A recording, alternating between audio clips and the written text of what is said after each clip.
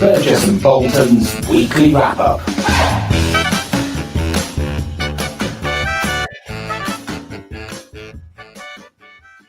Hello, Ben. Hello, Jeremy. Happy Friday. It really is Friday, but it's not quite Friday lunchtime. It's not quite. No, let's call it brunch time. Yeah, brunch time. A couple of hours. We recorded this a couple of hours early so that Ben could get to the beach. Let's be honest. I've worn my beach shirt. You're all ready to go to the beach. So yeah, we're beach ready. So that's it. Welcome. We are beach ready. I am beach ready. Yes, I am beach ready. To this week's edition of Burgess Bolton's weekly wrap-up, where we look at everything to do with technology, change, innovation. This week, we are going to review the TINtech conference, which took place on Tuesday, some of the themes that came out of that, and also, I guess, how it plays out into the wider world of insurance and jobs and talent and things like that. So we're going to have a look at that. But as always, let's start with a bit of news. And you spotted this, Ben. Where's it gone? Here it is. Harvard professor fired following claims she falsified ethics research data. Okay, allegedly. I will start with allegedly. So the court case is still going on.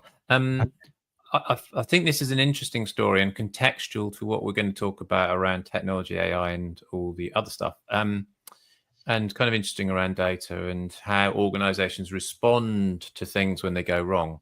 So Gino Francesca in the world of behavioral science is quite a big deal. She wrote a book about dishonesty, and particularly based around studies where you could use behavioral techniques to ensure that people filled out their tax returns or forms more honestly.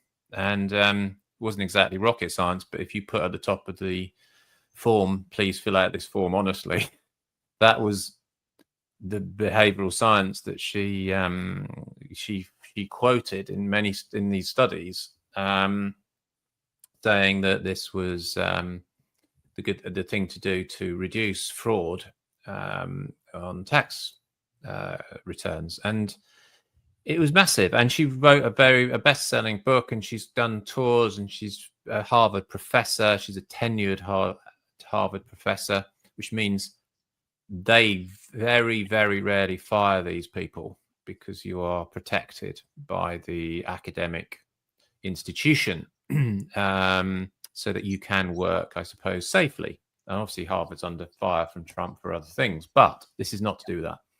And so interesting, then her research was called out by a company and others, one called Data Colada, like Pina Colada, but Data Colada. And they said, yes, kind of Barry Manilow song, isn't it? Pina. Yeah. Anyway, and so Data Colada called her out and said, you've switched and changed things in your data now. There's no real argument that things were changed really badly. Like whole lines of spreadsheets were kind of very obviously numbers were changed. And most of these numbers over 4 or 5 studies were changed to suit funnily enough, to align with the results. And there was someone on the radio yesterday who was working for the tax authorities in the UK and was working on Colombian tax returns. Colombia's not necessarily the most honest country in the world, I think, in the scheme of things. That's an objective view, not my subjective opinion. And so they thought if we apply in Colombia, we put this thing on the top of the form, there'll be an improvement in the Colombian tax returns we get. Anyway, they did it over 1 million tax returns, so a lot. I don't know why we get so many tax returns from Colombia. Anyway, massive sample, and it didn't make a jot of difference. And they'd done this study over like 3 years, and it cost them a lot of money to do it. And anyway, they were furious. The guy was saying, this is ridiculous. And he said, particularly when we found out that the data had been fiddled, and therefore all of this stuff was kind of rubbish, So Right, so that's all the background, and then the thing I wanted to comment on really was the dangers of in the world we're going into or in of institutions protecting people over this sort of thing when things are wrong, errors and omissions, you might call it, as well as fraud. And the whole case here has been initially, and there's various papers been written on this, was very clear Harvard would rather this had been just brushed under the carpet and forgotten about. And even the courts were very reluctant initially because she had tenure, to say that they would not believe her that she fiddled the data or the data had been fiddled. Now I think that is not the case. I think she has been fired. So Harvard have made their decision, and the court's case, she's doing a counterclaim against the court in this. But basically, what I think it is a warning for is the whole kind of AI space where we were talking last week about truth and trusting data. We're into a world where we already don't trust a lot of stuff that we get off the internet, and we need to fact check it, and we don't fact check enough of it. And we're in a kind of people always call it a dystopian world where you can't trust anything. And yet these kind of august organizations are saying, well, don't worry about it. It doesn't really matter. It's just a bit of data. Who cares? Well, I think it does matter. And I think if it's the thin end of the wedge, if you do this, and I know I'm in data, but it is, because then once one person falsifies something and gets away with it, they'll start falsifying everything. And so the incentives are huge. This woman has a $5 million house and a $2.5 million house next door to that. And she was paid $1.5 million a year for this work. So she has earned and is paid a lot of money, and therefore the incentives for bad behavior here are quite high. It's very appealing to go into your spreadsheet and just change a few numbers when you think I can earn a ton of money from this, if your paper's accepted. So this is the academic world, obviously, but in insurance, this is not a stretch to say that this could happen in all sorts of parts of our industry, unless we get this kind of fact checking, ethics, all those sorts of things in place quite quickly. Yeah, and that is that's a good tee up to our discussion about TINtech. And before I leave this one, for those of you who listen on the podcast, on Ben's clip here, I don't know if you've noticed, Ben, but the Google ad on the right hand side for the insurance network. I know. Well, everywhere I went this morning on the internet, this bloody annoying ad came up, and I thought, who the hell's that? Because I usually try and put the source, but it was quite difficult because your massive great ad was getting in everywhere. So therefore it's working. Or it's just me who's getting targeted. I've already been though. Why do I want to know again? It's like Amazon telling me I want to buy a loo brush when I've already bought one. Yeah. There you go. So I was quite delighted that at least the money I'm spending with Google is targeting you. It's targeting me, yeah. Well, that's a good or bad thing. Yeah. So let's move on then. Talk a little bit about event of the week, event of the decade. No, TINtech this week. Great turnout again. I think we had 300 and just under 350 people, maybe a few more actually. But really good turnout this year. For those that don't know, TINtech looks at technology, innovation, strategy. Obviously, this year was a heavy focus on AI and data, hence the kind of Harvard story to tee things up. Just got a few pictures here. When I was looking through the pictures, I realized I didn't give you a speaking slot, Ben. Sorry about that. It's all right. No, I was glad not to have a speaking slot. It's nice. It's relaxing. Yeah, that's good.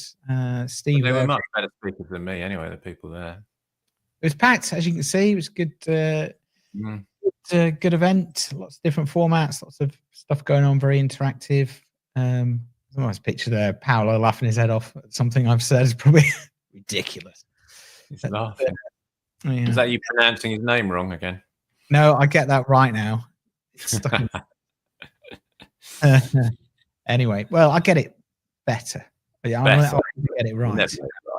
Yeah, no. I thought I would share a few of the infographics that came out of the pre-event survey.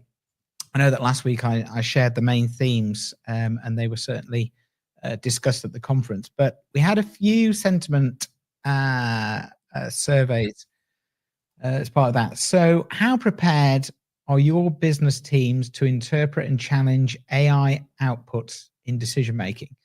So, it was a sliding scale, not prepared on the left to fully prepared on the right. And yeah, most people are in the middle. Yeah, but actually, I think pretty positively. Look at 30% are either fully prepared or prepared.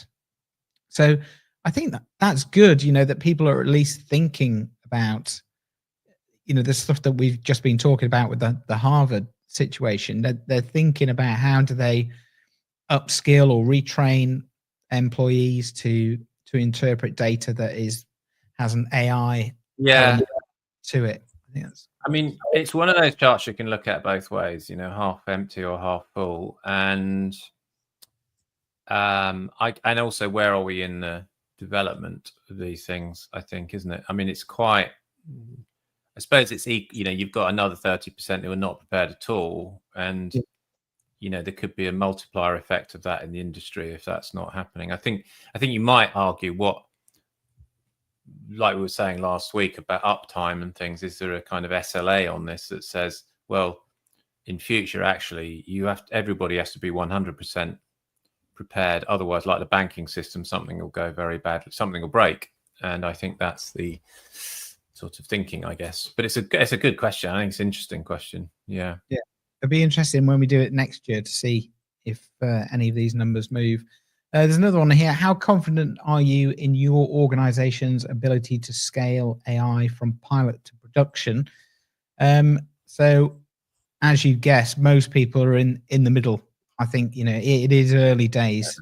Certainly from the conference last week, although we had quite a lot of use cases being presented, I think there is still a massive challenge, whether that's operationally, technologically, culturally, how you get from your proof of concept into production, and also the cost as well. Because sometimes in a proof of concept, the cost is fine, but as soon as you start to scale, you lose control of the cost. So I think there's some big challenges there for organizations. Yeah, and I think that orange bar is really like don't know, isn't it? Yeah, it is. I don't know. Yeah. I don't really know. I'm on the fence, not sure. Yeah. So, unsurprisingly, the majority of people are not really sure. Yeah. And then the final one, kind of into our data chat that we've already been talking about. To what extent does your current data infrastructure support AI and automation initiatives? Again, if you take out that middle section, some people are, some people aren't. I think what's interesting is, if you take 35% saying, yeah, they are, 35% saying, no, they're not. I think what we'll find is the people that are starting to get their data in a shape that's able to use this, that will rapidly increase over time. That everybody understands that all these technologies, these tools need to have quality data, and it needs to be constantly checked, and it needs to be constantly worked on. So I'm pretty sure that next year we'll see a significant movement in those numbers to the positive. And then that also kind of leads into one of your stories, Ben, when you picked up around kind of this AI index ranking. So I don't know if the figures kind of play out yours. It's kind of one example, Evident, who do some rankings of this and banking and other things around AI and what's going on. And they've got AXA Allianz and a few other big businesses at the top there doing it. I don't know methodologically how this works. It's from public sources, so it might well be that just there's more mentions of AXA and AI than anyone else, which could they're a bit more rigorous than that, to be fair. But anyway, I think what I'm wanting to say about this is I think it's a bit like ESG, although it's sort of rather petered out, which is what are the metrics that are being used. So metrics are being developed. We're doing some work on this as well, surprise, surprise. But metrics are being developed to sort of assess organizations on their, if you like, not just their readiness on AI, but also what they're doing in a wider sense around the talent, leadership, and so on and so forth. And I think what's happening is a bit, you know, businesses, there's some commercial interest here, of course, but also trying to work out what are the metrics in these new style organizations that we're going to look at, because you've kind of now got to shift from, well, there we are with a load of old crappy old computers, and now in the future we might be there with, you know, huge swathes of rather slick automation going on. You shift then almost from that being a taken for granted type thing into what are we doing with our people and our talent and things. So I think it's the beginning of a reevaluation of the competitive metrics in organizations. Yeah. And it might be right, it might not. I mean, you know, it could all collapse and it could be all over in a few years and there'll be something else, but I don't think so. I don't think we think so. No, I don't think so. I didn't feel the same about ESG. That was all very complex and difficult and loads of different measures, none of which aligned, and everybody argued over them. Yeah, still there. I mean, I'm not saying they're not their ESG measures, but that needed to be sorted out, whereas this is more clear.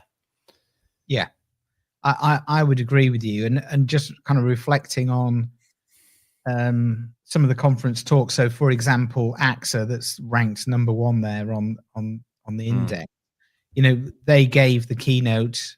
Paul Holland, Chief Data and AI Officer at AXA, and the work they're doing there, obviously with the huge resources that they've got that they can draw in, both financially and data-wise, I think they are making massive strides. And I think that's good, because you need leaders in this field that are able to kind of put the investment in, but then show to the industry what the returns are. Because I think, although of course they're doing this for competitive advantage, I think they're also trying to raise the bar for the whole industry. Because if we're going to get growth into this mature market, then this is going to be one of the levers that you're going to be able to pull to firstly create new products, be more customer focused, create an environment where people are more creative. You know, you're not just pushing paper around or data around, you're actually really thinking about you know, customer products, service, you know, all the stuff that we talk about. And so I think it's so exciting. I mean, I really do. Yeah, I do believe, I agree with it. It's exciting. I think it was interesting at the conference though to listen to the, you know, the real world stories about actually doing this stuff, and it's still very hard. You know, it's still very tough, and lots of things are not different. You know, you've got to get leadership support. You've got to focus on this being strategic. The AI doesn't naturally align, you know, in some magical way with like a sort, you know, I'm mixing my metaphors, but it's not a silver bullet. It doesn't necessarily say, hey, we're going to do some AI. And then the board goes, yeah, that's great. That'll help us with our strategy. Rightly, the board says, well, how is it going to help us? What's it going to do? Where's it going to work? And I think one point I took away was about incremental change doesn't really move the needle for these senior leadership. They're saying, well, that doesn't do enough. So you've got them, you know, the leadership sitting there saying, well, our growth challenge is kind of enormous, particularly as we go into a softer market and world awash with capital and so on, and uncertainty and all that stuff. And you're saying you can sort of sort out how claims is done at the administrative level. Then you can see why they go, well, That's fine. Go and do it, but it's not going to be on my priority list. So Yeah. I think it's partly a case of saying, how do we create the understanding and the credibility around it to say that this is where it plays out, right? And of course, none of it is proven yet. It's all just quite. I mean, there's use cases, of course, but there isn't a transformation anywhere that you can go, bloody hell, look at what, an Amazon or something. You can't point at that. No. A game changer, as the AI would call it. Yeah. Yeah. What else? Turned into Chat GPT. Yeah. The game changer. It's a game changer. Yeah, there are a few other words it uses all the time. It's like, oh my God. Yeah. But to bring it back to the strategy, so I think you spotted this one. So Allianz to eliminate 650 insurance jobs in the UK amid market pressure. The headline's a bit misleading here. This is the chosen headline, but actually then the subheading is AI adoption, the real reason behind the job cuts. And that's clear. That's what journalists would write. I think it's more subtle. I think there is what I call a lot of thinking going on. This is to do with, yes, of course, a bit of AI, yes, of course, technology, pressures in the market. It's all those things you can do. But what you're back to strategy. Fundamentally, what are these leaders of these businesses thinking? And I think they're thinking, we have to do something with our talent. We have to restructure. Because even if this AI only does, 2% of what it's claiming it can do, we've still got to change. And it's happening anyway. So I think they're beginning to think about their people. And I've said for some time that I think when this sort of stuff, when this really happens, it'll be like a cliff edge for a lot of businesses. They'll come in one morning and go, my God, we haven't got the right people. We haven't got the people with the right skills. We've got a bunch of people who can do what this computer can do, what this AI can do, but we haven't got people who can innovate and think differently. And, they're like rabbits in the headlights. So I think that the shift, this move will be replicated across the industry. But they might get rid of 650, but they might recruit 100 at the same cost who are the right skills.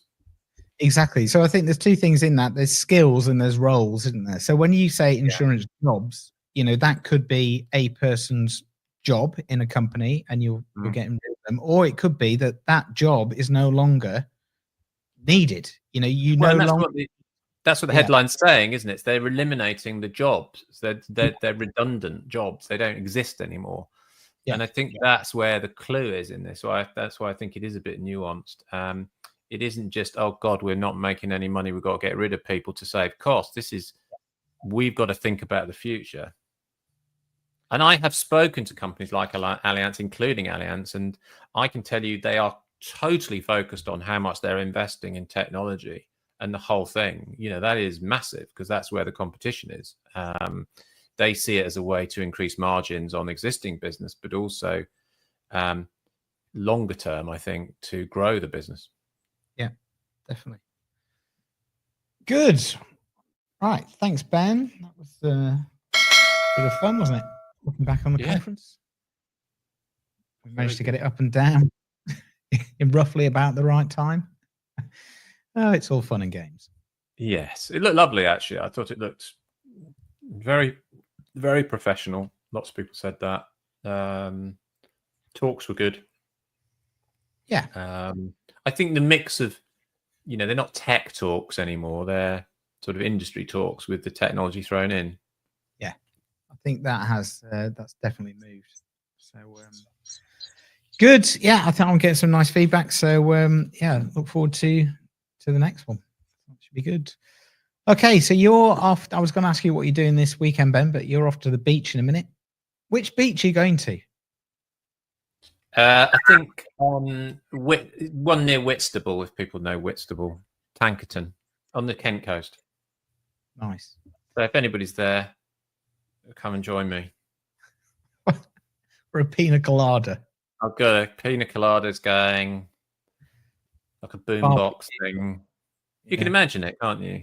A whole load of kind of people dancing on the beach, all that. It's like a party. No, Yeah. reality is quite different. Yeah, I like me and my wife with some sandwiches, some rolls, cheese and tomato rolls, and a book. Yeah. Good. It sounds lovely. It does. Yeah, it's a nice bit of coastline there. Yeah. Good. What about you? Well, it's going to be hot, isn't it? It's going to be a hot weekend. Hot. I plan to do nothing because it's been such a busy week. Yeah. So actually, I say nothing, and you know what happened? I'll be ferrying people around and doing all sorts of. Yeah. The time just gets filled. But anyway, that's the weekend. That's what it is. Well, have fun. Thank you. You too. Okay. Thanks everybody for tuning in. We will be back next week. Have a lovely weekend. Make sure you put your sunscreen on. Yeah. I don't know. I said Don't why you need me to remind you to do that. Well, no, it's the show is educational, Jeremy, and it's got a public service element to it, as you know. It has. Good. And you've fulfilled that now. You've ticked that box. Thank you. Right. Thank you, everyone. Have a safe weekend. Bye. Bye.